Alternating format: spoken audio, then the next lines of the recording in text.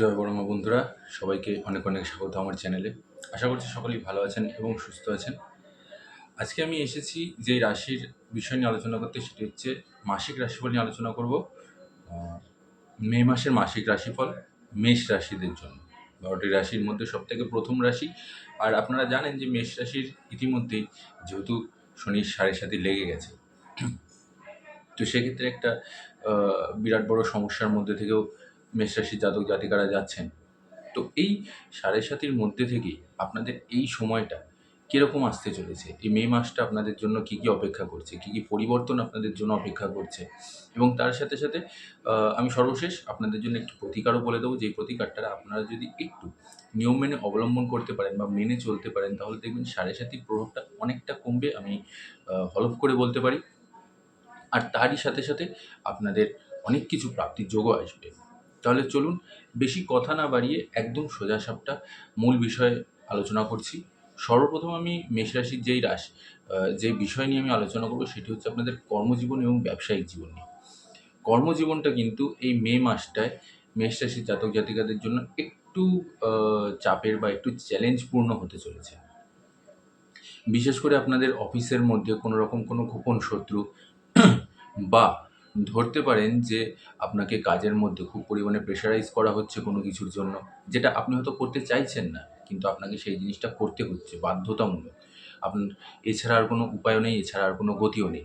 তো সেই দিকটা যদি আমি দেখি, তাহলে সেক্ষেত্রে আপনাকে কাজের দিকে কিন্তু খুব পরিমাণে একটা প্রেশার আপনার উপরে থাকবে, এবং এরই সাথে সাথে আপনাকে আরও কিছু সমস্যার সম্মুখীন হতে হবে। যেরকম ধরতে পারেন, যেরকমটা আমি বললাম যে গোপন শত্রু তো অবশ্যই আপনার রয়েছে, যে আপনার আপনার অফিসে যারা কালিগ আছেন তারাই আপনার সম্পর্কে কান ভাঙাবে। আপনার অফিসের বস বা আপনার যারা সিনিয়র আছেন তাদের কাছে কিছু না কিছু উল্টোপাল্টা কিছু না কিছু বলবে, যার কারণে আপনি অনেকটাই চিন্তিত হয়ে থাকবেন এই সময়টাতে।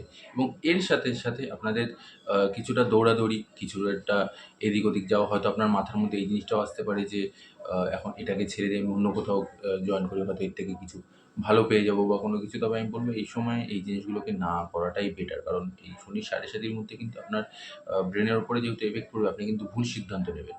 আর এই ভুল সিদ্ধান্তের কারণে কিন্তু ভবিষ্যতে আপনাকে কিন্তু অনেকটা পস্তাতে হতে পারে। তাই এখন যেখানে আছেন সেখানে একটু দাঁতে দাঁত কামড়ে আপনারা যেরকমভাবে কাজ করছেন সেরকমভাবেই কাজ করে যান।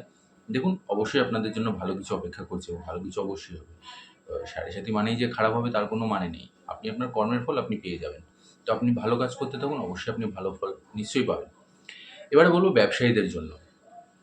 ব্যবসায়ীদের জন্য হয়তো সেরকমভাবে অতটা লাভবান নাও হতে পারেন আপনারা। এই সময়টা কিছুটা আপনাদের আ আর্থিক ক্ষতির মুখ দেখতে হতে পারে। অলরেডি আপনারা অনেকেই বুঝতে পারছেন যে কতটা ক্ষতির মধ্যে থেকে আপনারা এই সময়টা যাচ্ছেন। সেরকমভাবে অতটা আপনার বিজনেস গ্রো হচ্ছে না, বা সেরকমভাবে আপনি ব্যবসা করতে পারছেন না। টাকা-পয়সা সেরকমভাবে ইনকাম হচ্ছে না। আপনি যতটা ইনভেস্ট করেছেন সেই অনুযায়ী আপনি কিন্তু লাভের মুখ দেখছেন না এই সময়টা, এবং আগামী দিনেও এই মে মাসটাতেও কিন্তু সেম একই জিনিস আপনাদের সাথে চলতে থাকবে, যে আপনি হয়তো আ কষ্ট করছেন, খাটছেন, সকালবেলা উঠে তাড়াতাড়ি করে দোকান খুলছেন বা ব্যবসার জায়গাটাকে উন্নত করার চেষ্টা করছেন অনেক পরিমাণে, খুব পরিমাণে কষ্ট করছেন। কিন্তু সেরকমভাবে আপনাদের লাভ আপনারা সেরকমভাবে দেখতে পাচ্ছেন না। এই একটা সমস্যা আপনাদের জন্য, ব্যবসায়ীদের জন্য থাকছে। এবং এর সাথে সাথে যারা মনে করছিলেন যে হয়তো আরেকটু দেখি যদি আরেকটা কোনো বিজনেস এর সাথে সাথে যদি আ বাড়ানো যায়, বা এটাকে যদি আরেকটু ইনভেস্ট করে কিছুটা বড় কিছু করা যায়, তো আমি বলব এই সময়টা না করাটাই বেটার। এতে কিন্তু ক্ষতির মুখ ছাড়া অন্য কোনো কিছু দেখবেন না এই সময়টা। এবারে আসবো যেই বিষয় নিয়ে আলোচনা করতে, সেটি হচ্ছে আপনাদের শিক্ষা জীবন নিয়ে। শিক্ষার দিকটা যদি আমি দেখতে যাই, তাহলে শিক্ষার জন্য কিন্তু খুব ভালো মাস এই সময়টা।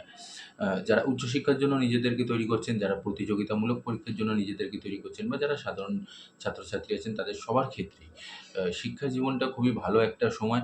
আপনাদের শিক্ষাতে আপনারা যথেষ্ট ভালো সাফল্য লাভ করতে চলেছেন।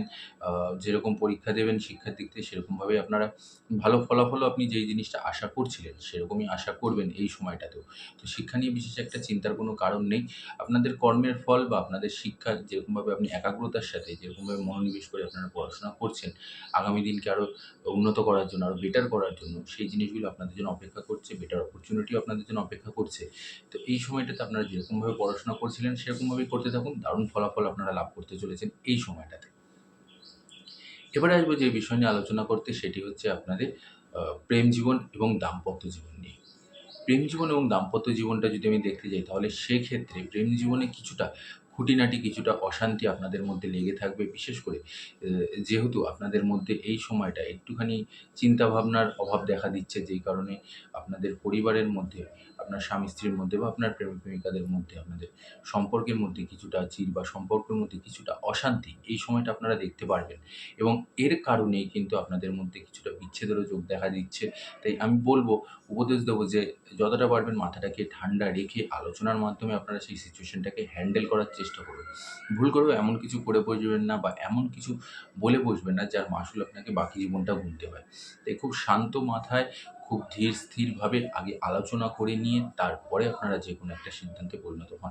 এর বাইরে কোনোরকম কোনো অযথা হঠকারিতার সাথে কোনো কিছু আলোচনা করতে যাবেন না, বা হঠকারিতার সাথে কোনো কিছু মুখ ফসকে এমন কিছু বলে বসবেন না যাতে আপনাদের মধ্যে সম্পর্কটা খুব পরিমাণে খারাপ হয়ে যাক, বা সম্পর্কটা আপনাদের মধ্যে খুব পরিমাণে বাজে হয়ে যাক, রিলেশনটা আপনাদের ব্রেক হয়ে যাক।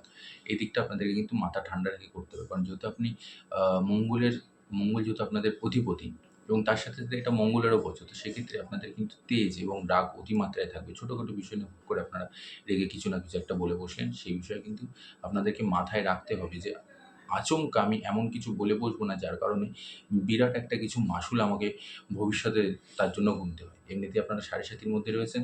তো সাড়ে-সাতির মধ্যে কিন্তু আপনাদেরকে খুব সাবধানে চলাফেরা করতে হবে। খুব ভেবেচিন্তে সিদ্ধান্ত নিতে হবে আপনাদেরকে এই সময়টাতে। এবারে আসবো আমি আপনাদের পারিবারিক দিকটা। পারিবারিক দিকটা যদি আমি দেখতে যাই, তাহলে পরিবারের মধ্যে মোটামুটি সামঞ্জস্যপূর্ণ থাকবে, মিশ্র ফল দেবে। তবে ভাই-বোন বা দাদা-দিদি যারা বাড়ির রয়েছে আপনাদের, তাদের সাথে কিন্তু সম্পর্ক বিশেষ একটা ভালো যাবে না। তাদের মধ্যে একটা মিশ্র ফল দেবে। কিছু না কিছু বিষয় নিয়ে আপনাদের মধ্যে ঝঞ্ঝাট, অশান্তি, কথা কাটাকাটি, এই জিনিসগুলো আপনাদের মধ্যে দেখা দেবে। মতের অমিল আপনাদের এই সময়টা দেখা দেবে। আপনি একরকম কথা বলছেন, সে আরেক রকম কথা বলছে। তো এর দ্বারা কি হবে যে আপনাদের মধ্যে অশান্তিপূর্ণ একটা পরিবেশ সৃষ্টি হবে পরিবারের মধ্যে। ভাই-বোনদের সাথে বা দাদা-দিদির সাথে মতের অমিলের কারণে আপনাদের মধ্যে অযথা অশান্তি, অযথা কথা কাটাকাটি, একে অপরের সাথে রাগ, মন কষাকষি, এই জিনিসগুলো আপনাদের মধ্যে দেখা দেবে। এছাড়াও আত্মীয়স্বজনদের মধ্যেও কিন্তু বিশেষ একটা সম্পর্ক ভালো থাকবে না। আত্মীয়স্বজনদের মধ্যেও কিন্তু সম্পর্ক খারাপ হওয়ার একটা যোগ রয়েছে।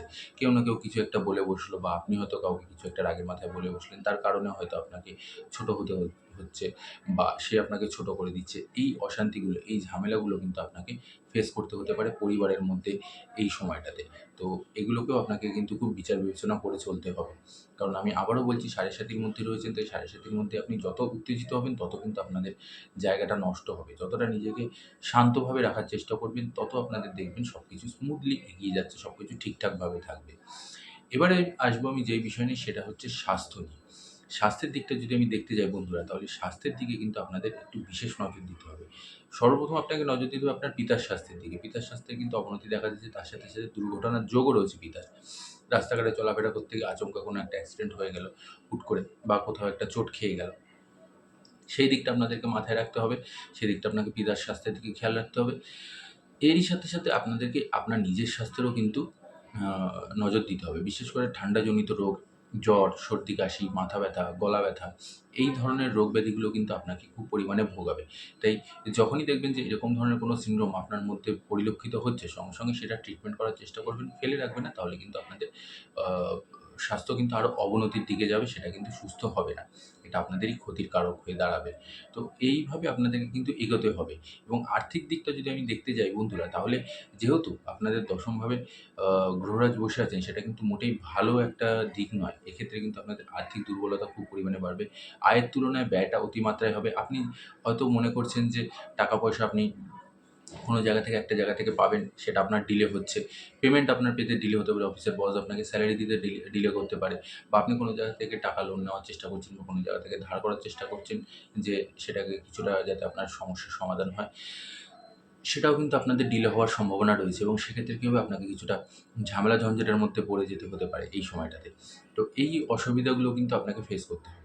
ওভারঅল যদি দেখতে যাই বন্ধুরা, মোটামুটি একটা মিশ্র ফল দেবে। কিন্তু আপনাকে সতর্ক থাকতে হবে, আপনাকে সাবধানতার সাথে থাকতে হবে। আপনি যদি কোনো রকম কোনো ভুল সিদ্ধান্ত নিয়ে থাকেন এই সময়টা, তাহলে কিন্তু আপনাদের জন্য খুবই কেলেঙ্কারি হয়ে যেতে পারে। এটাকে আপনাদেরকে মাথায় রাখতে হবে। কারণ আপনি সাড়ে-সাতির মধ্যে রয়েছেন, তাই কর্মই আপনাকে আপনার ফল দেবে। এটাকে আপনি ভেবে নিয়ে তারপরে এগোন দিক থেকে। এবার আমি আপনাদের একটা প্রতিকার বলে দিচ্ছি। প্রতিকারটা খুবই সামান্য এবং খুবই সাধারণ, কিন্তু খুবই কার্যকরী আর শক্তিশালী। সেটি কি? আমরা সকলেই জানি। সেটি হচ্ছে, প্রত্যেক দিন বজরংবলীর হনুমান চালিসা পাঠ করা এবং সম্ভব হলে প্রত্যেক মঙ্গলবার এবং শনিবার বজরংবলীর মন্দিরে গিয়ে একটি পান একটি সুপারি অর্পণ করা। আর তার সাথে সাথে প্রতিটা দিন আপনাকে হনুমান চালিসা পাঠ করে যেতে হবে। একমাত্র সাড়ে সাতির কবল থেকে আপনাকে বাঁচাতে পারে বজরংবলীর হনুমান চালিসা। আপনারা সকলেই জানেন যে হনুমান চালিসা পাঠ করলে আমাদের জীবনে কতটা লাভ আসে, আমরা কী কী ফল পেতে পারি সেটাকে আর আমি আলাদা করে আপনাদের কাছে ব্যাখ্যা করলাম না, আপনারা সকলেই জানেন। এখন সোশ্যাল মিডিয়া অনেক বেশি অ্যাক্টিভ হয়ে গেছেন সবাই, তো সবাই জানেন যে কী পরিমাণ আমরা লাভ পেতে পারি হনুমান চালিসা পাঠ করলে পরে। তাই আমি আবারও বলছি, যদি সম্ভব হয় অবশ্যই হনুমান চালিসা কিন্তু আপনাদেরকে পাঠ করতেই হবে, প্রত্যেক দিন পাঠ করতে হবে এবং মঙ্গল আর শনিবার, প্রত্যেক মঙ্গল আর শনিবার একটি করে পান একটি করে সুপারি বজরংবলীর মন্দিরে গিয়ে অর্পণ করে আসতে হবে। এরই সাথে সাথে আরেকটা কাজ করতে হবে, সেটি হচ্ছে প্রত্যেক শনিবার করে কোনো গ্রহরাজের মন্দিরে গিয়ে আপনাকে একটু কালো তিল আর একটু সর্ষের তেল অবশ্যই অর্পণ করে আসতে হবে। এইটা যদি আপনি করতে পারেন তাহলে দেখবেন সাড়ে সাতির যে প্রকোপটা রয়েছে, সেই সাড়ে সাতির প্রকোপটা ধীরে ধীরে আপনার জীবন থেকে কমতে শুরু করে দেবে এবং এর ফলে আপনি অনেকটা লাভবানও হতে পারবেন এবং বজরংবলীর আশীর্বাদও আপনার মাথার উপরে থাকবে, তার সাথে সাথে গ্রহরাজও আপনার দ্বারা সন্তুষ্ট হবেন।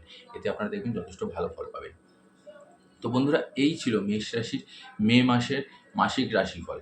আশা করছি আপনাদের ভালো লেগেছে। ভালো লাগলে অবশ্যই একটি লাইক করে দেবেন, কমেন্ট করে জানাবেন। তার সাথে সাথে যারা আমার চ্যানেলে নতুন আছেন তারা অবশ্যই চ্যানেলটিকে সাবস্ক্রাইব করে পাশে থাকা বেল আইকনটি প্রেস করে নেবেন। আজ এখানেই শেষ করছি বন্ধুরা, সকলেই ভালো থাকবেন এবং সুস্থ থাকবেন।